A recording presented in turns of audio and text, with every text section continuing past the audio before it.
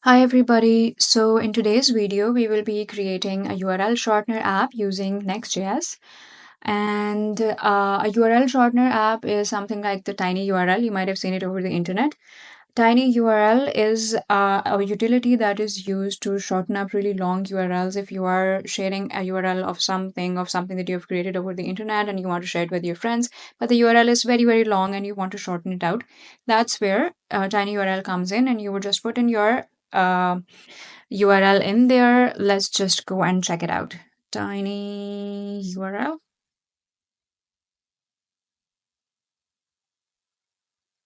So here you can just enter a very, very long URL. I don't have a long URL right now. Here you can enter a very long URL and it will give you a customized, really short URL with this domain, which you can use to access that same URL later on. We'll be building the same utility, not all of this, but just the utility, the functionality of this app.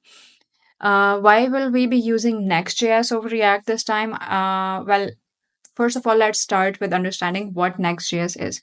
Next.js is a React framework that adds on amazing, amazing features right out of the box, like server-side rendering, like static site generation, like API routes, and built-in routing, all without any extra setup. You don't have to do any extra setup or go to any extra effort to do anything of the sort when you're using Next.js. With React, you might have to set all of those things up with an extra effort and it would take extra time from you. And why else would we choose Next.js over React? It would be for it has faster performance. With React, everything is rendered on the client, which can slow down the page loads. But Next.js, on the other hand, it pre-renders pages using server-side rendering or static site generation, and it makes your site load much, much faster. It's also SEO friendly. It also automatically handles routing and API routes. You don't need to have React Router with Next.js. And the image optimization and some edge functions are also included in Next.js. So if you're building a web app that needs speed, SEO, and better user experience, Next.js is what you are going to use. This all information that I've just given you is something that is a very strong question in interviews. If you are hoping to go for a technical interview, you will be asked why would you be choosing Next.js over React, or what are the benefits of choosing Next.js over React, and this is what you can answer in turn. Okay, now let's move on to creating our app. First of all, let's go. We will also be using Tailwind for our app to design somewhat of our front end of our app. So let's just go over to tailwind.css and we will tailwindcss.com, and usually previously we were using Vite since we were doing it with React, but this time since we are using a different framework, we'll go over to here, framework guides, and we will select Next.js, and we will just use all of these instructions to create our app and install Tailwind with it. So let's start with this. I already have set up my Visual Studio Code. I have created a Git repository and opened it in my VS Code. Let's just paste our. Oh, we don't need to ask GPT anything. Let's just go and paste our command here. Let's see what it does for us. It says need to install the following patches. Actually, we want to create this app in the same folder. So instead of going and saying my project, we will just do this and it should hopefully work. Yes, it does. Yes.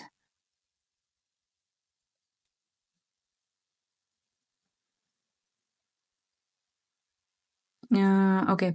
So this directory already contains a readme.md, whereas the Next.js app that should be created for us would also have a readme.md, and that is why there's a conflict in creation. So we will just remove this readme.md and run this command again. I use this dot slash over here because I want to create this app within this repository and not into a separate folder. Would you like to use Tailwind CSS? Yes, we would love to use Tailwind CSS. Would you like your code inside a source directory? Yes. Would you like to use TurboBack? Okay, let's do that. Customize the import alias. No. And we will also be using Next.js with this. Sorry, TypeScript. We will also be using TypeScript with this. We won't be using JavaScript for creating our Next.js app. Instead, we will be using TypeScript. So what is the difference between JavaScript and TypeScript? JavaScript is a loosely typed language, which means you can change the type of variable in between processing. For example, if you have set up the type of one variable as say you've said where x is equals to 10, and then later down in your code, if you say x is equals to ABC, it won't give you an error. It's loosely typed, it accepts type changes automatically. And that can cause sometimes errors in your runtime errors in your code. But if you are using TypeScript, you have to define the types of a variable or an object or anything that you are creating. You have to give it a type while creating it, and you have to stick to that type.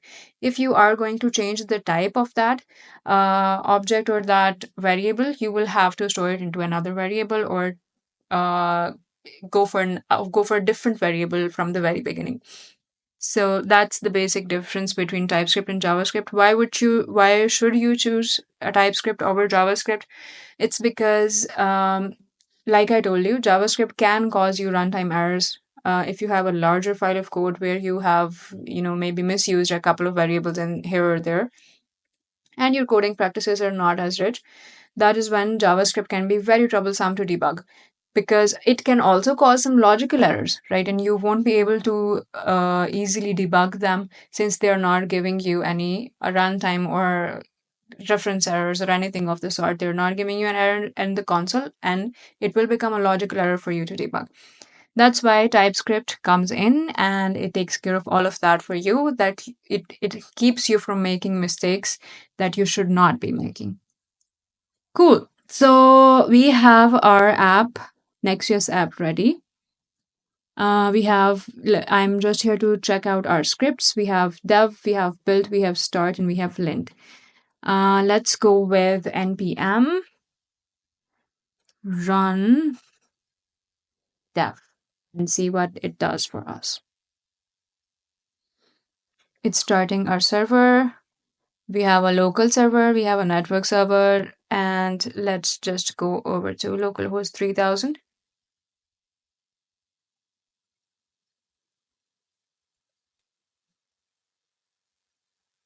Let's go to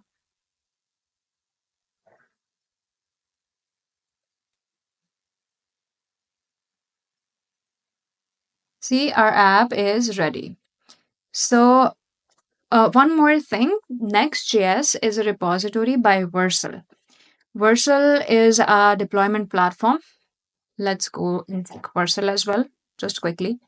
Your complete platform for the web. Vercel provides the developer tools and cloud infrastructure to build, scale, and secure a faster, more personalized web. The web applications or web related things that you are building and you need to deploy them, Vercel is your go to place for that.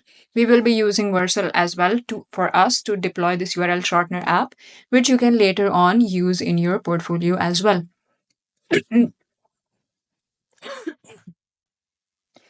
Okay, now since we have our Next.js app ready, let's go back to our code repository and see what do we have here. So if we go back to this source folder, there's another app folder in here, which includes a favicon, which includes a global CSS file. This includes all of our CSS that is being used over here, including the Tailwind import. We have a layout.tsx file. This includes the layout related stuff over here. And we have our page.tsx, which has our home component, which is being used currently in our app, which we are seeing over here. Get started by editing. it should be over here somewhere. Read our docs, deploy now, save, get started by editing, and all of this. So since if we are to just remove this, we will be able to, let's just go ahead and remove this image.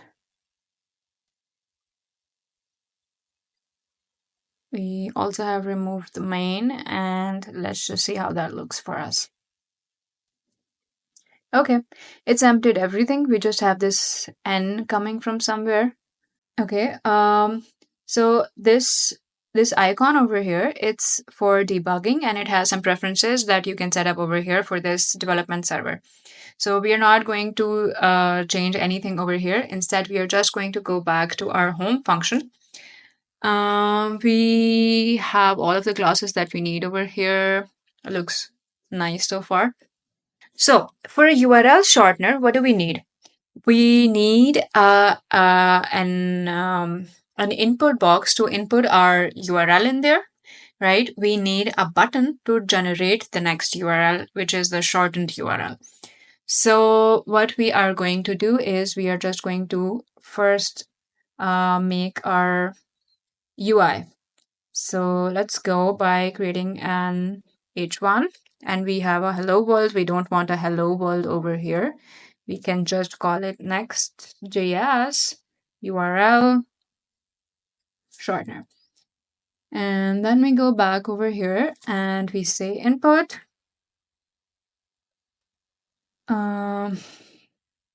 Okay, that sounds about right, I think.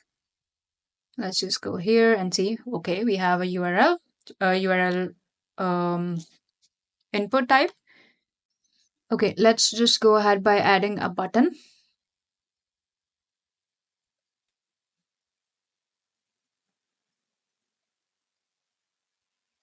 Why do we have everything with so much space?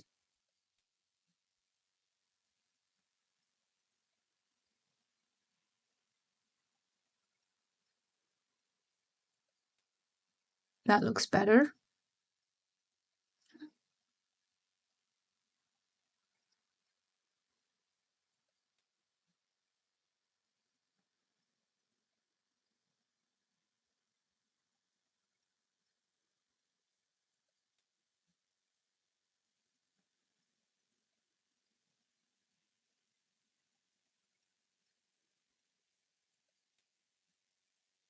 Okay. All right. Instead of giving this a BG blue, we can give this a BG blue 50 instead, and give this a text of black. Let's see how that looks. Better. Cool. Now what we need is we need another item to show our URL, right? We will just go over here below our button. We will create a div. And what we are going to do is exactly this. We will have an H2, which will be showing our shortened URL, which we have our another div, which has a couple of spans. Here we will be showing our shortened URL. This is just an example. And here is just a span saying it's shortened, right? Let's just see how this looks. It looks pretty weird. We don't need this shortened for now. We don't need BG Gray 50 over here. Instead, we would maybe using BG Gray 800. Yes, that's better. We will be using text center. And I think that looks better. Much better. Cool. Now what we need is we need our functionality. So let's get started by taking the URLs from the user. How do we do that? We will be using state from React. We don't need this image over here. We'll go and say import use state from React. And we will be using this use state to, I actually did this const URL, and then we will be having a const shortened URL as well. So we need a URL variable to store our original URL, and then we need a shortened URL variable to store our shortened URL. Crazy. Now all we have to do is we have to handle the change. That the change should be handled when a user is changing the value of the URL in our input type. Okay, let's just create this function. I'll explain to you everything. And this function will be used here in the input, right? We will have our value set to URL, and we will place this on, not actually on click, it should be on change. We will bind this on change event to this handle change URL event. Oh, sorry, function. How are we going to do this? We are going to call to it, and we are going to pass it our event. Do we need to pass it an event, or does it work anyway? I think it should be able to work anyway. Let's do this. Cool. So we have an event that is being passed into this function, which will be the onChange event. Once the onChange event is triggered, this function will be called, and the event will be passed down to this function. And we will just set the URL value to the new value that has been set in the input. Okay, let's just try to understand this. Let's just try to comprehend this by outputting the URL over here. Okay. Okay. You're importing a component that needs use state, only works on a client component to fix, mark the file or its parent with the use client directive. Let's check this error out and see how are we going to resolve this error. So for debugging, internet is your best friend and Stack Overflow is our family. Every time we encounter an error, we will go to Stack Overflow and we will find out where our problem is. So it's just asking us to do this.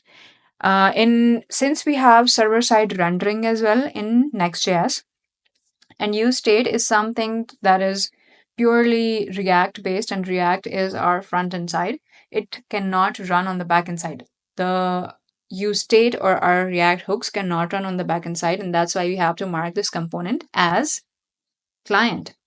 So this is a client component. We will do this and we will just go back over here. Our app works. You see it's empty right now. Why? Because we don't have any value in our URL. Since we put here anything, it will show it over here since we are displaying it over here. Amazing. Okay, now what we have to do is we also have to create another function. What that function is going to do for us, it's going to shorten the URL. Okay, let's do something. We will have to call an API for that, but we first need to create that API. And I just wanna check if there is something missing over here. Okay, we won't actually be using the URL to display over here. It's actually shortened URL. I just placed URL to show it to you how the React data binding is going to work. For here, shorten function over here, we will create const shorten URL. It will be an async function. We won't be setting up the API right now. I'm just creating this function to finalize everything that we have over here, and then we will just be left with the API call, which is the main part of the application, and we will come back to it. Okay, we will bind it to our onClick event, and we will place the function over here. Amazing. Now all we have to do is we have to go and we have to create the API.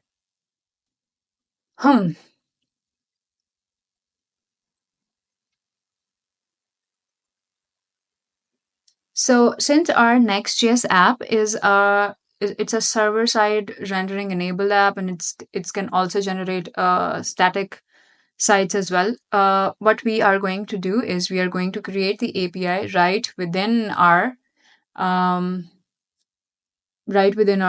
main folder. So this folder is going to include everything, including the API, including the front end and everything, right?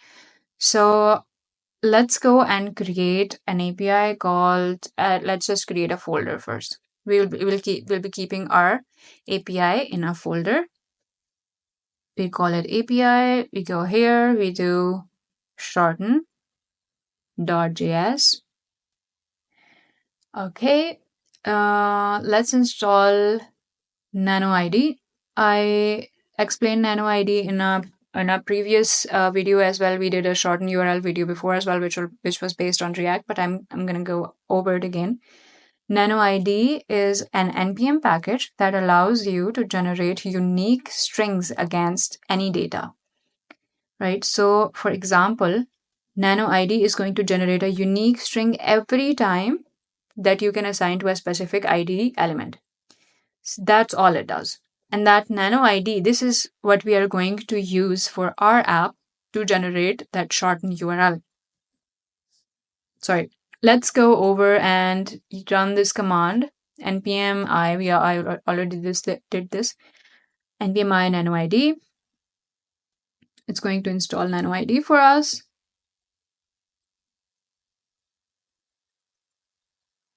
And we can just go over here and we can import our nano ID. Nano ID from Nano ID, we are going to create our temporary database const URL database. Yes, that works. We'll go here, we'll say export default function. Okay, that works. This is just going to be our API call, right? So our API call is going to take the request and check if it has the method of post. Then it will take the URL from the request's body. Then it will generate a nano ID based ID and it will store it into a variable called ID. And then it will put that ID in the URL database and set the URL against it, the original URL, right? And this ID will become our shortened URL. I'm going to explain this to you just in a little bit how. So we have gone over this. This is just the response being returned if this all works correctly. A response of a status 201 with the ID, with the new generated URL will be sent back. And if it does not work, then we will send a 405 method not allowed error. Cool. So our API is done. Now, how are we going to handle our URL direction? All right. Now, what we are going to do is we are going to go back to our page.tsx and we will complete this shortened URL function. We'll go here and we will, again, GitHub Copilot knows exactly what I want. So we are going to use that API and that URL, which was set over here, API shorten, right? And we will be using this shorten method to fetch over here using post method, and we will send it URL in the body, and it will send us a response in return, which we will be storing in our data, and then we get data shorten URL.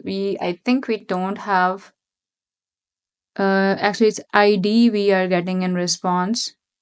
So I don't think we will be getting shorten URL over here. Instead, we will be getting data.id. Let's just run this and see how it goes. Let's go back to our app. Let's we can use this one.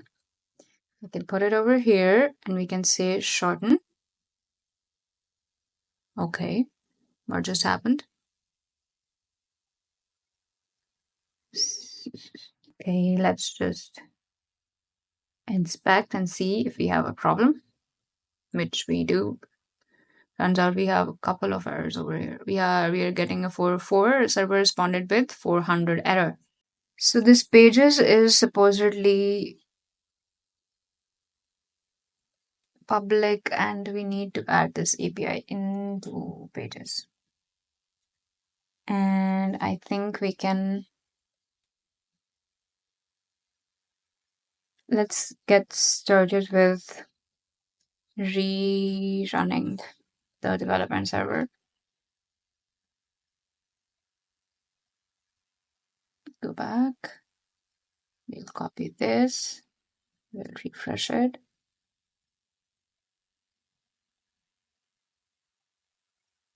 Put it over here, shorten it, and it works.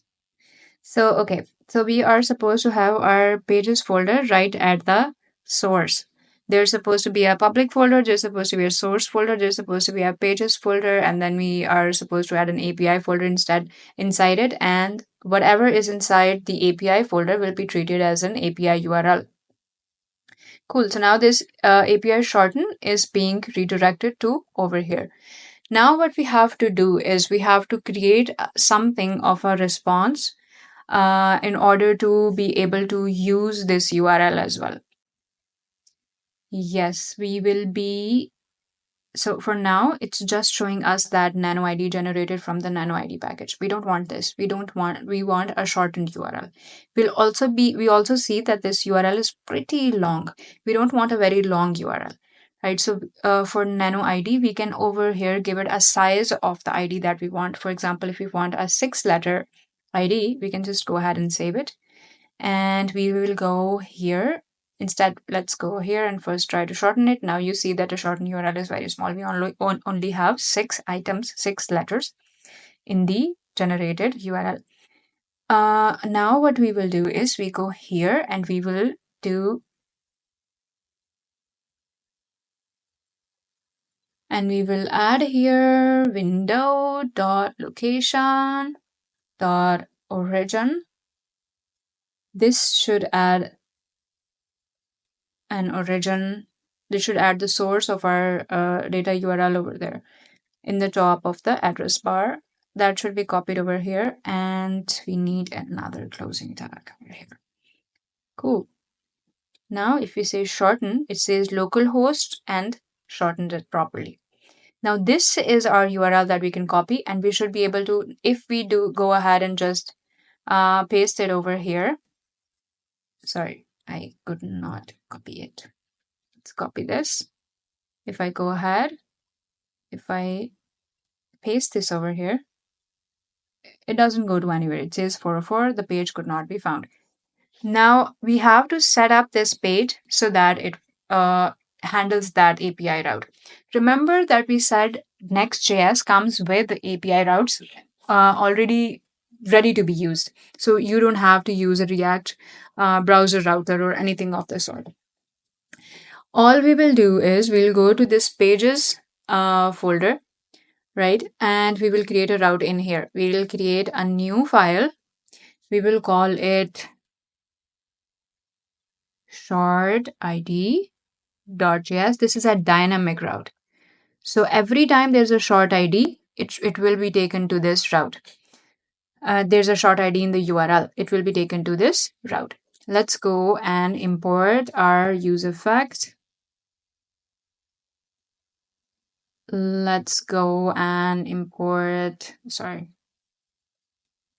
Let's go and import our use router from next router. We don't need Qt. We'll go const URL database, which is equals to exactly. We'll go export default function, and this works just as well. We have a const router, which we use the use router hook from next router, and we save it over here in the router variable. We do router.qt. We'll do router.qt. Router.qt will take that URL ID for us from the URL and place it into short ID.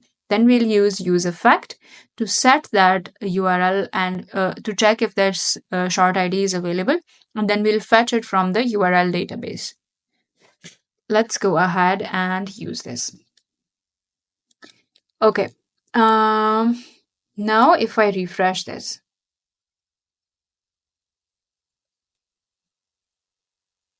here it takes me to a page, but it returns me back. Why does it return me back? Let's see, what do we have?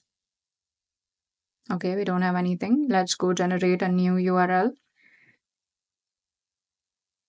So here we go shorten. We take this. We try to take out this URL and it takes us back. Why? Oh, it's because it takes us back over here if there is a URL. Since the URL database is empty, right? This has to be the same as the URL over here. So next step would be to store our shortened URL into our local storage. Okay, so what we are going to do next is we are going to go over here to our page.tsx, and where we are setting shortened URL, we will also be setting our local storage item, local storage.set item. And what we are going to do here is we will set it to data.id and set against it the value of the original URL. So we will be using the shortened URL to retrieve the original URL. We'll go to here and we'll do the same thing over here as well. In fact, we don't need this URL database anymore. It's going to be just an empty string, and we don't want that. Instead, what we are going to use is local storage.getItem, and we will be fetching it using our short ID from our route params. Okay. And instead of returning null over here, I'll go and I'll return the same div from the top. In fact, okay, and we'll go here and we'll say h1 last name text to Excel, and we will do we will be placing the URL over here, const URL. Instead of doing this const URL, we'll do const URL set URL equals to use state.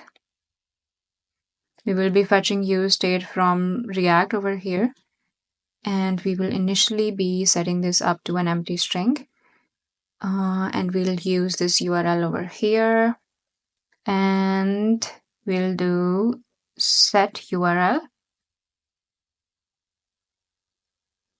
to item from local storage. We go back, we will take this from here, we'll add this over here, we'll shorten it out. We have the new URL, we go over to this URL, we paste it over here, and you see that we saw that URL for a little while. Let's just comment this for a little bit and try to do this again. Okay, we have our URL that we stored against our value. Amazing. Okay, so this set URL is not working over here. What we are going to do here is instead use effect, and we'll watch over URL in this case. Sorry, URL. And in here we will do this.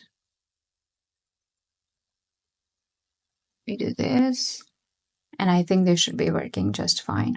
Let's do a different URL this time. We'll do this URL, we'll shorten it. We have our shortened URL. We go here, we place it, and it takes us to that URL. It takes us to that redirect. It redirects us to that URL.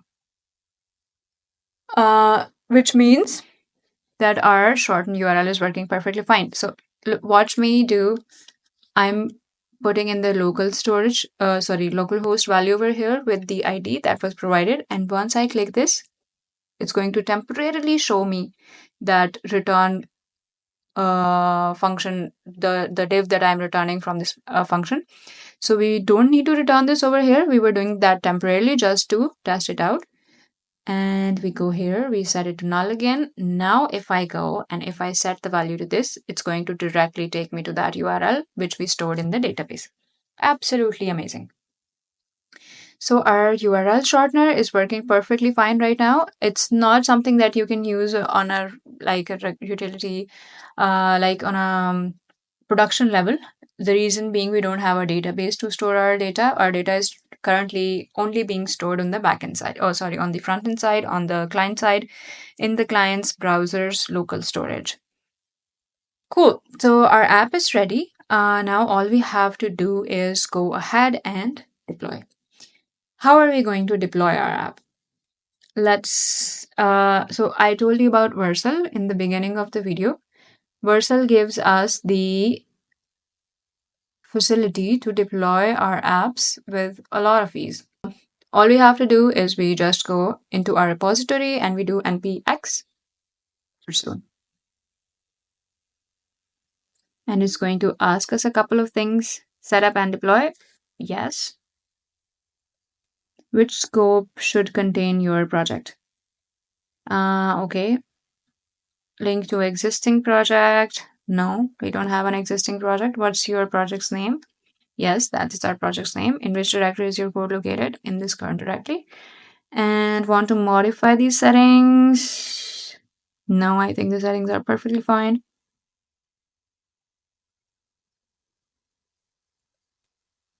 Okay, we'll just wait for it to get done. Once it's done, we'll have our URL. It's uploading our files. And let's just see what do we have.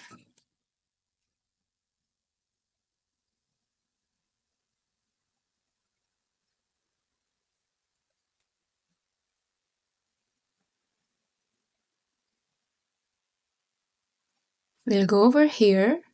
We copy that URL from our terminal.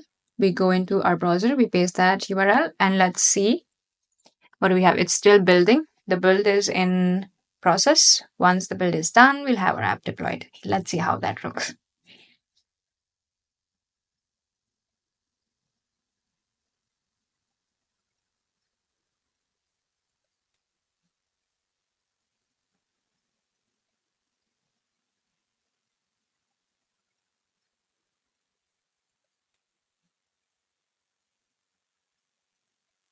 Okay, it's asking me to log into Vercel.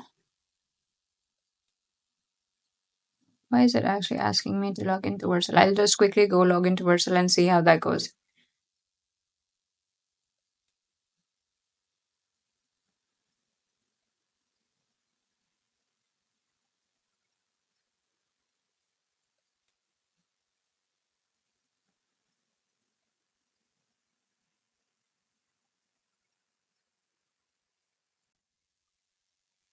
Okay, so our Vercel app is completely deployed. You have to just log into Vercel in order to be able to view this app. I had to log in from my other account, which was on an other settings. So once I logged in, I am able to view this app.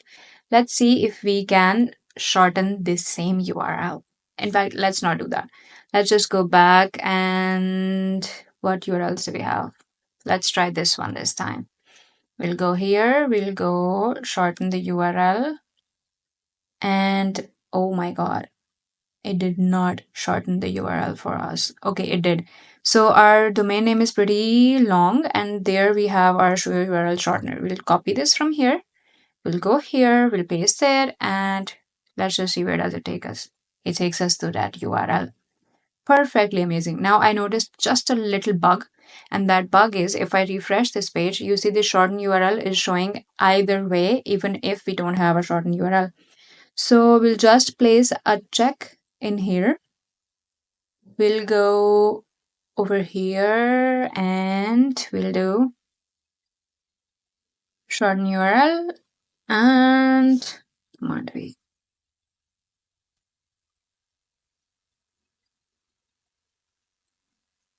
what? No, it's shortened URL, bro. Okay. Now we have it perfectly fine. It should be working pretty fine and nice. I'll copy this to test it out. Let's see. Okay, it's not showing now. If I do shorten, it's going to show me the shortened URL. Amazing. let's just deploy this. Let's just deploy our app once again, and we will be good to go. We don't have to do the settings again and again. The settings will be done only the first time when you are about to deploy your app, and the project will be ready to view. And that was it from my side on the URL shortener. I hope you enjoyed the video. I hope you had to learn a lot, and see you in the next video. Don't forget to leave a comment if you have any questions. If you want me to perform a video on something special, please leave your comments and subscribe to the channel. Thank you so much for watching. See you again in the next video.